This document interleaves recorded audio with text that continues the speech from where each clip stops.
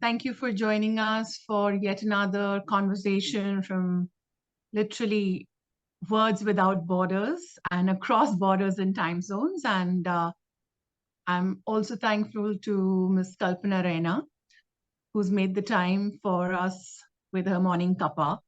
And it's really, really nice to speak to her because this is a genre of authors slash translators slash authors who are not really in the limelight. You know, we all know the original author, and original author could be in any language, and they write, epic works and works that become works of study and works that have survived for years and years and decades, and if not, and in some cases, centuries. And it's people like Kalpana who bring them to us because from specialized languages, specialized time zones, it is translators who bring those works alive once again, as it were, and make it accessible to a larger audience. So thank you, Kalpana, for joining us. And to start with, an obvious question. Why would you choose to translate?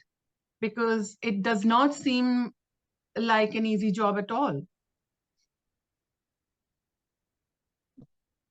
Why would I choose to translate? I think I wouldn't have if this author were not my uncle. I am related to him. He's my mother's brother, and he died under difficult circumstances. And I had always heard, he was extremely well known. He was a very preeminent writer in Kashmir. Right. Up until 1989, 1990, when the Kashmiri Pandits left Srinagar or left Kashmir altogether. So he was very prominent and very well known, both as a fiction writer and right. as a dramatist and as a critic, a literary critic. But then, obviously,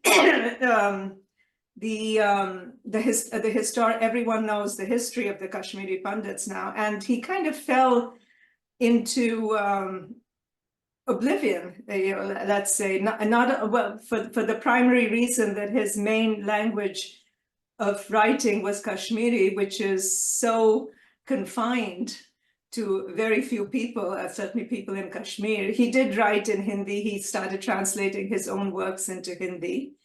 But obviously he lost his audience. And I don't think that for a writer there could be a greater misfortune than to lose your audience practically overnight. And not only did he lose his audience, because he had to leave, like a lot of people from that generation, he had to leave overnight, literally, pack his bags and take his family with him. He also lost all his original manuscripts. Oh, okay. And that kind of led him into not depression, but he eventually ended up getting Alzheimer's and passed away. So this is the Hare Krishna call that Kalpana is talking about. Sorry, I should have mentioned, yes. Who is Hare Krishna. One of the most well-known modern Kashmiri writers. Of late, everybody's hearing about the Sufi Lal Ded's poetry being discovered, some hidden verses being discovered. And there've been other writers before, but in Kashmiri itself, which, like you said, is such a niche language, even within now the Union territories of Jammu and Kashmir. There's so few people who continue to speak it. And like you said, even then, it was a very niche language. Not everybody was reading, writing, speaking. There wasn't enough literature being worked on. So did you grow up around Hare Krishna call in your youth? No, I did not. I was born in Kashmir, and Kashmiri is my mother tongue. Right. And but my parents left Kashmir when I was still fairly young, and they went all over the world and settled into Chandigarh. My father taught at Punjab University. And I left India when I was 20 for my studies abroad.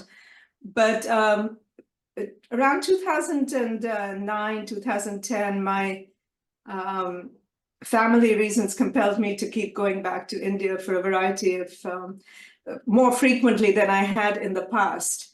Right. And Kashmiri is a very interesting language in the sense that it is written in the Nastaliq script, the Arabic Persian script. Right. Right. That's how most writers then used to write it.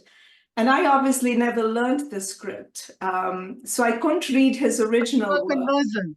You could I was always totally fluent in the language. My spoken Kashmiri is very good, and but I couldn't read what he had written. So during some of those family visits, I persuaded my father, who is a contemporary of his and can read that script, to read his stories out to me. Oh, wow. And as he So was as a young reading, woman, as a young I'm woman, sorry? as a young woman, as a university graduate, you're telling your dad to read you a story. That's Well, I did it then, and I did it again much later. wow. That's magical in itself.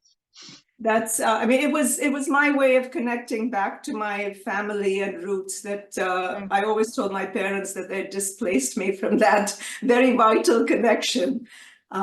Because, I mean, I went to England when I was 7 or 8, so English became my second language. And until they came back to India, which was much later in high school, I didn't study Hindi or any other Indian language. But my graduate degrees are in English literature, even though I didn't follow the profession. So I knew quite early on, I understood that this was a major writer and his work was important.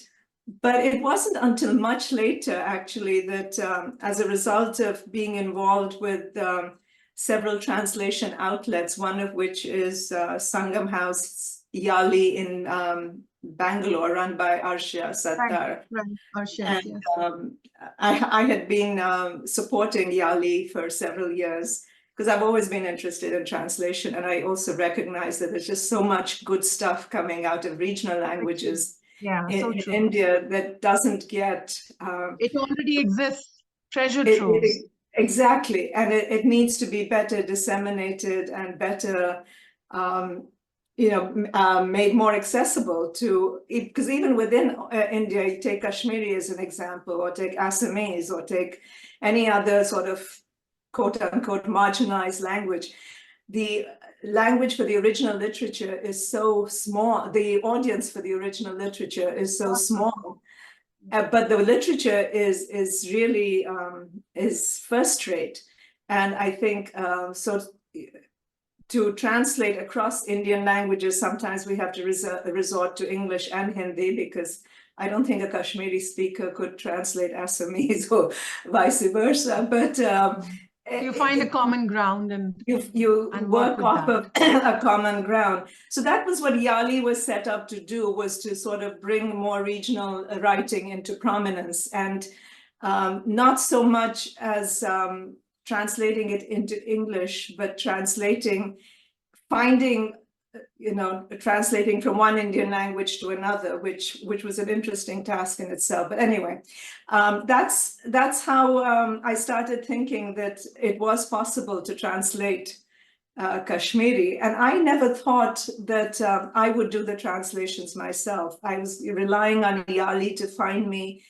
I was going to sponsor it, but I was relying on Yali to find me a translator. And as I started thinking through this process, this was, sort of like 2018, 2019. And I thought, it would, given the history of Kashmiri Pandits and Kashmir, I thought it would be really good to try and find some younger translators, because Hari Krishnan Kaul had been translated by some of his peers. But as I read those translations, they seemed to me, off the time. There was a little archaic English, and shying away from cuss words or four-letter words in Kashmiri. Shying away from them, or sort of. So it occurred to me that it was time to get some fresh contemporary translations, and my secondary motive was, if I could involve some younger people in Kashmir, it would kind of be an interesting bridge for me in particular, to kind of understand what was happening in Kashmir, especially with the younger people. And it was also it was quite obvious to me that young Kashmiri Hindus did not read the script at all, because there's now 2 generations growing up outside of Kashmir, and the script has pretty much vanished for them. Some of them, in fact, the language is vanishing for them. So it became quite obvious that I would end up. Only remains in homes as much as. It only remains in homes, and even there, as it happens with all small communities, and I see this in America all the time, the desire to assimilate into the larger group becomes stronger with the second generation. And so, they pretty much even stop speaking Kashmiri at home. Okay. And so it became quite obvious that I had to find young people in Kashmir, and it was obviously going to be young Muslims, because they're the only ones who speak the language, read the script anymore, actually. And even the sad thing is, through all of this, I discovered that even in Kashmir itself, the language is dying, because for the same reason that the Kashmiri population in Kashmir wants a much more sort of, what I call, my words, a pan-Islamic identity rather than a Kashmiri identity per se. So they are emphasizing Urdu and Arabic for their children. And it was really surprising to see how little Kashmiri is spoken with the younger generation as well. So that's another topic for another day. But as a result of all of that, I did find 3 younger and mid-career people all involved with the arts or academia. And so we started translating these. Again, it was not something I was going to do. But then... how did you pick who you wanted to translate? How did you choose the text or the work? Well, yeah. So first of all, locating the text, I mean, that was a story in itself. A lot of the libraries in Kashmir had major damage done to them when there were major floods in the September of 2014. And museums and libraries had lost a lot of their holdings. But these books were out of print, obviously, in Kashmir. And so we were able to locate them, or rather one of my co-translators was able to locate them in the Library of Kashmir University. All 4 collections of the short stories were located there, but they were in pretty bad shape. They were, I mean, they were readable, but fragile, and but it was difficult. And so we got them photocopied, and I had them sent around to some of Paul's peers who were still around or with us, and with my father's help, who knows that generation, and some younger scholars. We sent them around and asked them to help us select because we knew it was going to be a selection of stories. There's about 45 or 46 stories altogether. Oh, wow. And obviously, that's a big collection. That's a big collection. And in addition to that, there are radio and television plays, and so there's a whole body of work that some of which still needs to be discovered.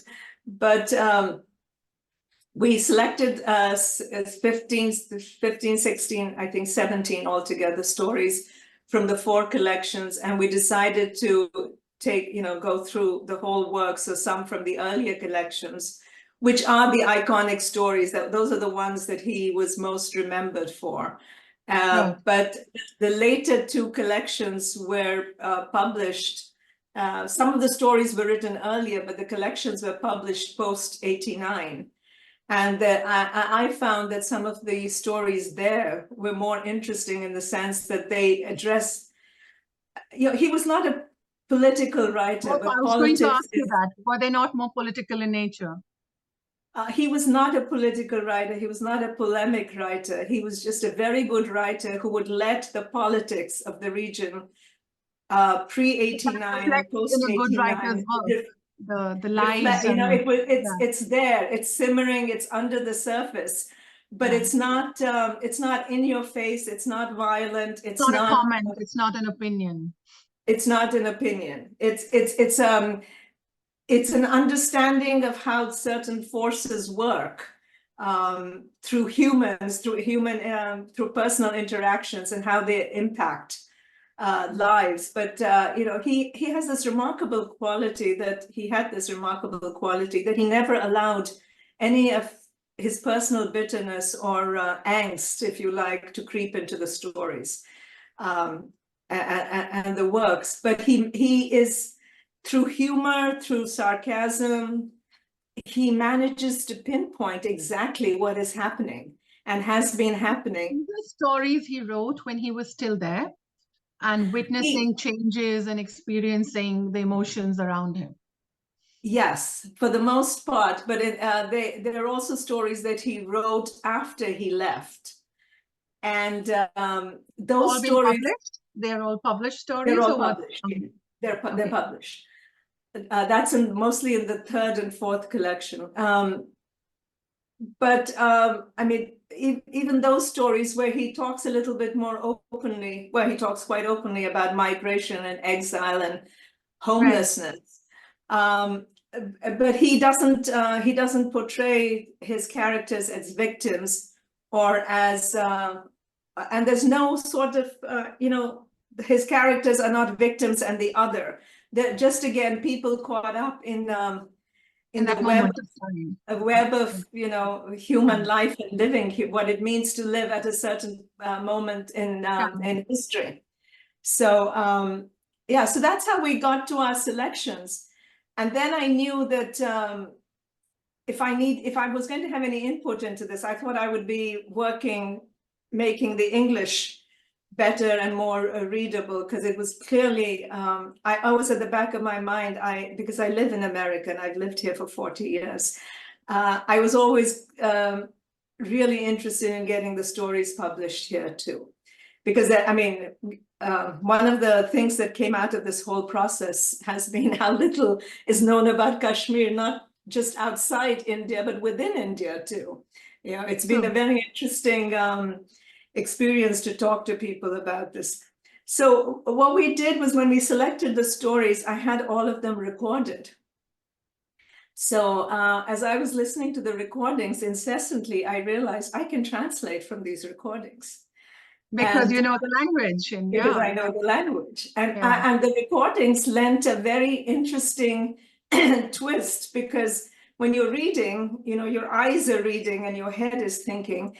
But when you're listening, you hear the language, you hear the tones, you hear the rhythms, you hear the sounds, you hear the repetitions, you hear it added a whole other twist to the process of translation. You almost got an audiobook for yourself, and then yes, exactly. And because he was a dramatist, his his language is so suited to the oral medium, right? That the other translators also sort of combined their reading with the oral recordings. And we all agreed that they added a different element to our understanding of the stories. So we started this in 2019 summer. We met physically in Bangalore and started this. It was going to be kicked off in August. And then everyone went back to their homes. Two of the translators lived outside of Srinagar, outside of Kashmir, and one of them lives in Kashmir. And the abrogation of Article 370 happened in that summer. Right. And Kashmir was out of commission because the internet was not working for many months. And so that kind of delayed the project. Then we got together again. But in the meantime, I had sort of mapped out how this was going to work. And I was in conversation with the other translators. But it was put on pause even before it started. It was exactly, it was really put on pause because of, again, what was the events of Kashmir. And then we picked it up again in March of 2020, again met in Bangalore, and picked it up where we'd left off. And then we went home and the pandemic hit. Yeah. And I think the pandemic was an interesting experience because the project was completed over Zoom. in about a year's time. Every weekend we would meet over Zoom, Saturday and Sunday, for a couple of hours. And So that's blessing when in disguise. It put you on a schedule. It put you on a bit of a fast track. it gave us a schedule to work towards, but also what it did was, that's where the collaboration really started, because we were alone, and we worked on our first draft separately. And because everyone had different skills and different levels of English. And also, I mean, I hadn't lived in Kashmir in a very long time, so I was learning a lot from the others. We decided to come together and critique each other's drafts. So this is like a writing workshop. Yes, While it became totally a translation writing workshop. And we critiqued each other's works, and through that process, we realized, like artists of old, I guess, that we had no personal ownership in these stories any longer, because so much input had come in from these discussions and conversations, that when we were talking to the editors at Harper and Archipelago in the US, they were a little surprised when we said, we don't want to attach individual names to these stories anymore. This is a collective translation, a collaborative translation. That's a learning for the rest, but you always knew the stories belong to Hari Krishna Kaul. Yes. And it's like he's the boss. You're all working for him. Yeah. Absolutely. And we're all working to make him better known. And so that's how the process went. And again, it's the nice thing is it's not it was done totally during the pandemic. It was finished. So was it faster than was it that's because you were all tech dependent and on a schedule? Was it a faster project from beginning to end? Did you finish it in time, or did you stretch it because of that? I think we finished it when we had to, because it was finished in 2022 winter, but because the pandemic had delayed. I'm sorry.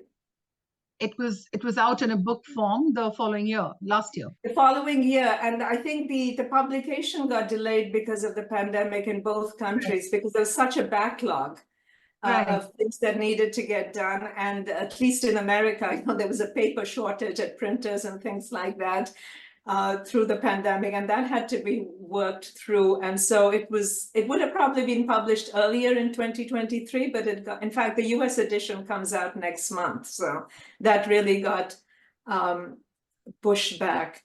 So yeah, those are the other things readers don't get to know. There was a literal paper shortage. There was a paper shortage, yeah. I thought that could have been a reality in this time and age, but there was. There was a paper shortage, and that pushed back publication schedules for everyone, for every publisher. Yeah.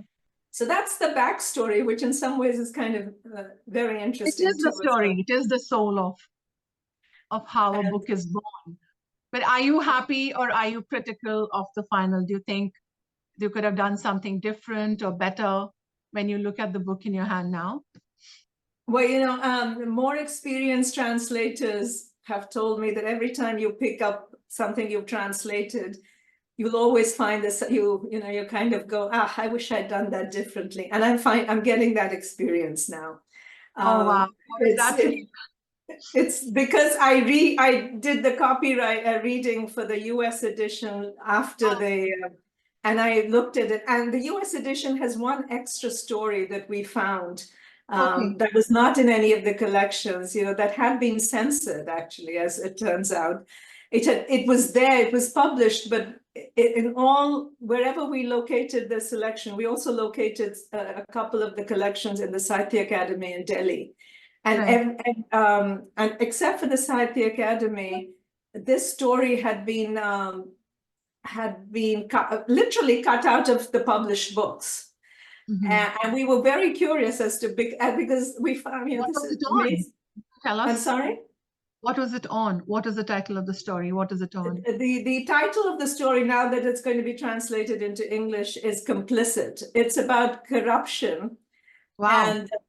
between local police, and the local inhabitants. It's also one of the few stories that has only Muslim characters. There's the narrator is a Muslim too, which is not typical of Kaul's writings. There are Muslim characters in the works, but this is, I think, the only story that has only Muslim characters. And there's hints of homosexuality in there, and we think that's a homoeroticism probably. And we think that's one of the reasons why it was cut out from the library texts. And it's fascinating. I mean, you talk about all these little details that readers don't know. That in one of the texts, a very disappointed reader has said, "I looked for this story and it's missing. Pages 60 to 67 are not in this text. Where are they?" That's an invested reader right there. Exactly. So, yeah, so I mean, he didn't shy away from this. Some of the early stories that were written in the 70s talk about female sexuality in what was a very conservative society. So he didn't shy away from any of this. In fact, erotica in those decades was more open, and artists were not shy of writing about it or painting it. It's the rest of the market. It's the audience and the readers. The market that would feel all the sharam on everybody's behalf. So, I'm sorry, you were telling me about the translations taking time, but moving on to the next question, I wanted to ask you, for translators, do you get that authorly feeling or do you get that editorial feeling? That's a good question. I would say, speaking for myself, I get the editorial feeling. Yeah, I feel like I don't know what the others would say, but I feel like you're always maintaining this balance between being true to the author, but also trying to make it readable. And it's not just transcribing, which I'm sure everyone here knows. It's translating. And you're translating mostly for a different audience that doesn't know the history, doesn't know the politics, doesn't know the social. No context. So you're always and you're doing it in a language that it has to flow in, because no editor is going to pick it up if the target language doesn't work, if it's rough or not working properly in the target language.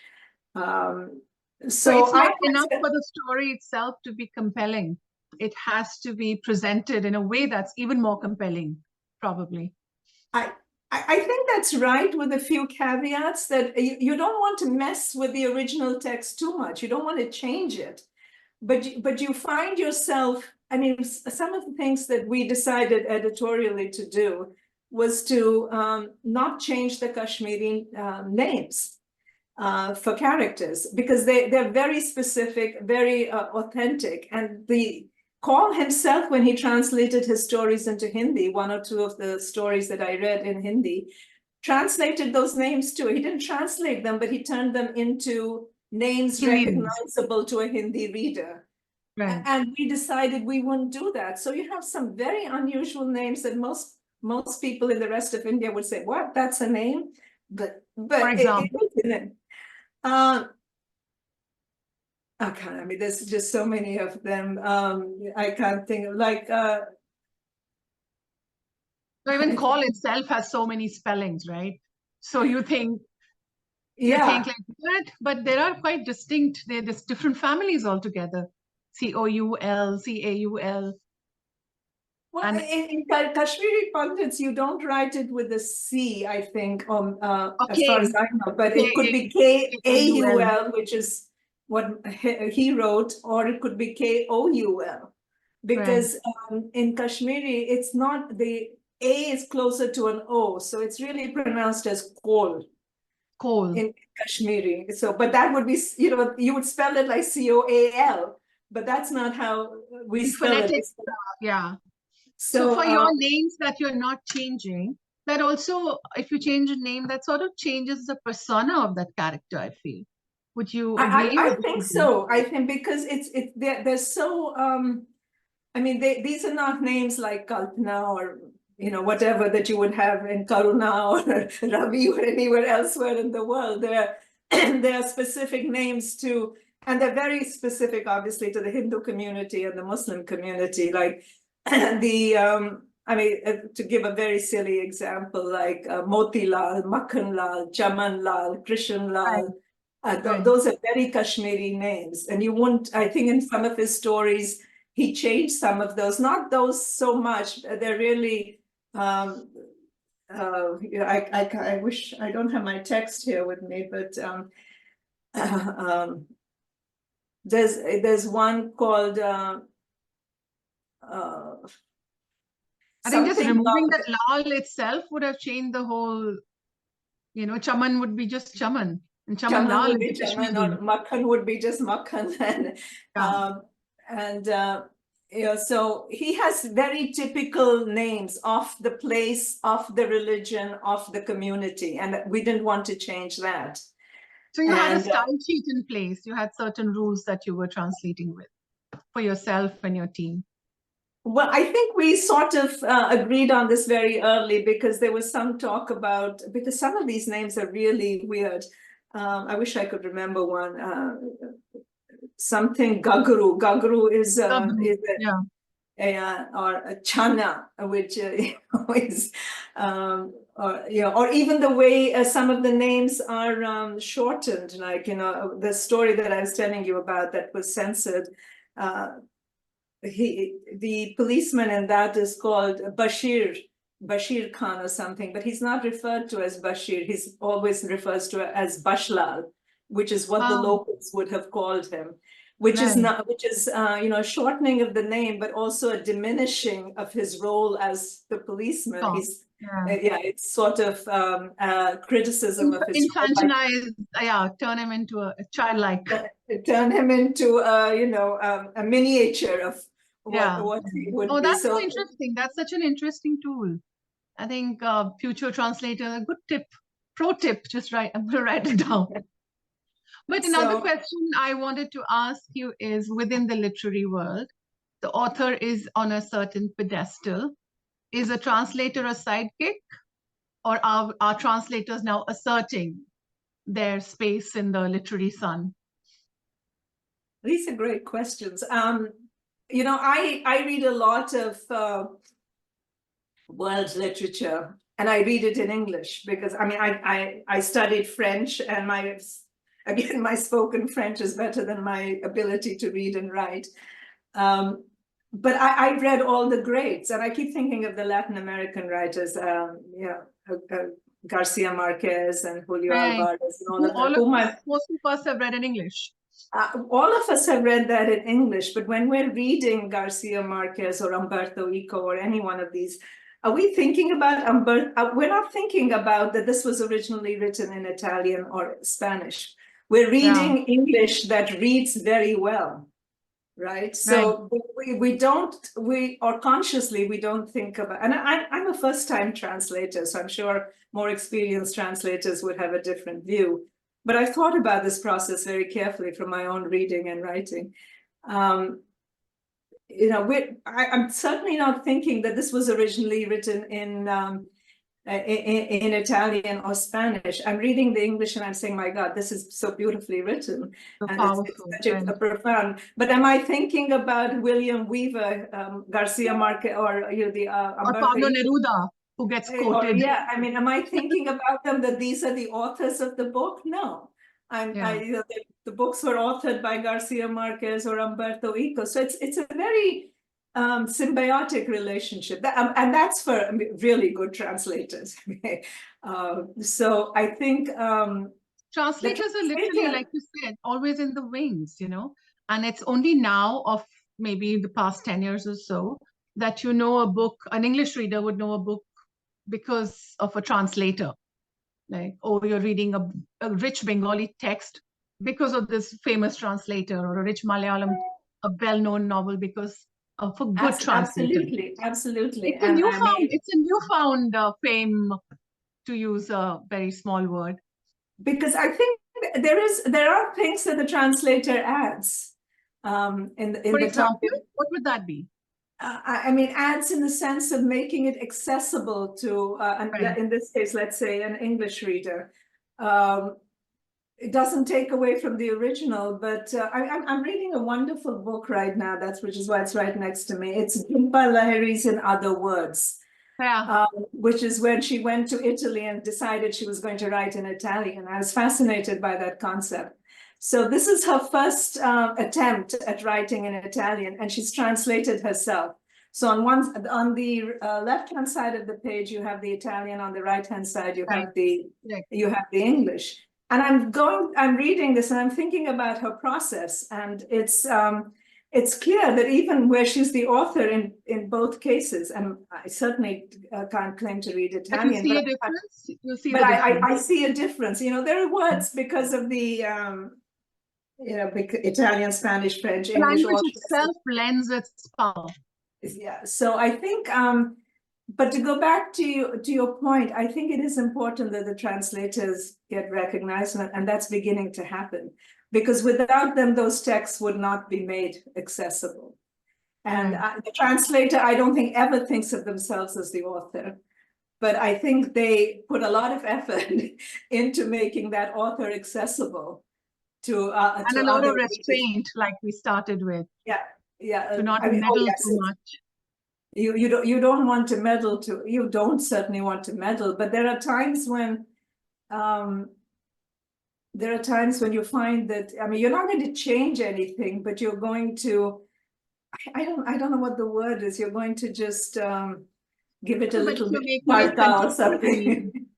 You do add your spice, you add your garnish.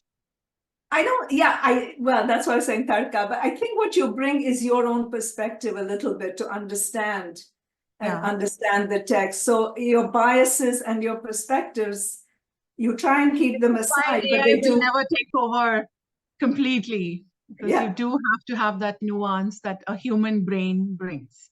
Yes. So, but this is also your JLF debut. And actually, I spoke at JLF in 2019 about when this process was just getting started. When you were here last, right? Okay. Yes, I spoke about doing this book, and now I'll speak about. No, but this is the real debut. Then you have a book. Yes, absolutely. So how are you going to deal with all the glare and the tough questions? And no, I'm just kidding. What are you looking forward to JLF this time? Because you're speaking on a panel that is discussing a very, very important issue. Yeah, but there's 5 of us, so I think we're going to be limited to this is the downside of literary festivals. So you have 5 minutes to talk about issues that are important. No, I'm excited about it. It's no, because you mentioned the story that was banned, and your first panel that I was updated is that. Yes. Banned works. But I mean, most of his stories were not banned. There are 2 that I can think of. One that he pulled himself because, and I'm not going to give it away because that's my speech for JLF. But but there's also another element to this which I want to touch on, which is books and authors don't need to be censored. They can just go into oblivion because of political reasons, because of exile. And how does one try and bring them back into circulation and reintroduce them to readers, which is really what we're doing which is what translators also do. Yes, which is what we're doing. And this project is going to have a second leg. We're trying to find his plays, Paul's plays, and we're going through all private collections of some of his peers, and we're trying to put everything together to create an archive. So that, and I'm hoping that archive and the process and the template we're doing along the way will provide other people, younger people, with an opportunity to. I mean, Kashmir is my interest, other people to translate other Kashmiri writers into English or Hindi and make them more And there accessible. must be so many that we don't know of at all. Absolutely. And, it's interesting that everyone talks, when you talk about Kashmiri writing, everyone talks about Lal Ded or Haba Khatun or something. But modern writing in Kashmiri is very, very interesting. Known, if at all.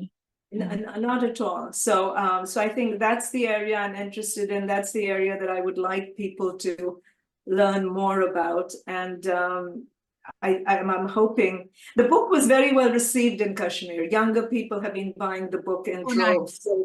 Nice. And I mean, the other interesting thing was my co-translators, none of them had read Call before. So it was an introduction for them. And then they realized that this is really. So they had heard of him, but not read his work. Right. That's interesting.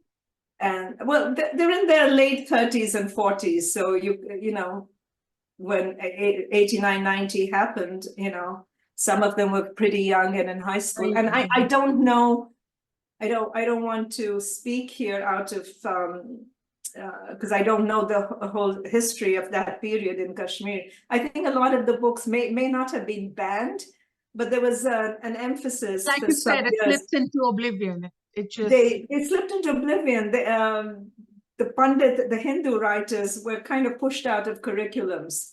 And they're back, I understand. But again, like I said, that's just hearsay. I have no confirmation of that. But they did go into oblivion. And there was more of an emphasis on local people who had stayed and written. But for you personally, this has become your mission. This has become it's not even a career, it's a calling.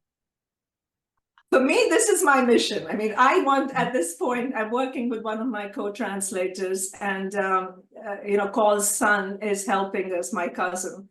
Right. And we're reaching out to everyone that might have known him and begging and pleading to get his letters and notes. Oh, wow. And things that, because he wrote a lot of personal notes, and there's just you just realize that, again, he's not on the world stage, but this is a very good writer. But personal notes are a chronicle of his times. They are a report of his reportage of his times.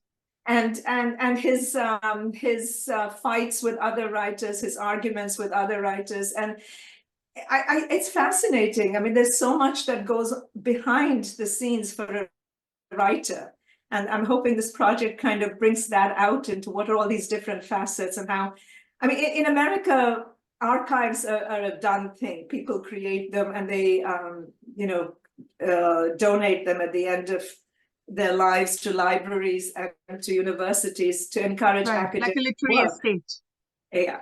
And so I'm hoping to create an estate for Call, and we're already getting interest from Aligarh and from Kashmir of people who want to do their MPhil and PhD dissertations on Call. So I mean, that's one way of keeping. The project has taken on a life of its own already. It's already blossomed. Are you missing your corporate world? You're a corporate leader. I'm on the boards of several companies, but yes, no, I am making this transition into just this. I don't miss it per se, but I still enjoy business and the corporate world, and I sort of whatever it is, the left brain, right brain syndrome. Yeah, I was just going to say, this is for your soul. I keep a part of it on that side, and This is a calling, that is a career. This is definitely a calling. That's an interest now. It's not. It's not even a career, right? It's an interest, and it'll be an ongoing interest. But this is the calling. Yes. No, thank you so much. This was so interesting, and I'm intrigued, and especially now we want to read the American translation as well, because you clearly have more in that. But look forward, in fact, to hearing you at the JLF and to hopefully meeting you perhaps, and to your next book already. So I know that you've begun work on it. It's happening in the background. We'll see. But I'm hoping that more people will translate from Kashmiri. And it doesn't have to be into English. Hindi would be a very appropriate language. Yeah, as important, of course. Yeah. But thank you so much for your time, and wish you luck, and we hope to see you soon. Yes, thank you very much. And thank you everyone from JLF for facilitating this. Thank you. Bye-bye.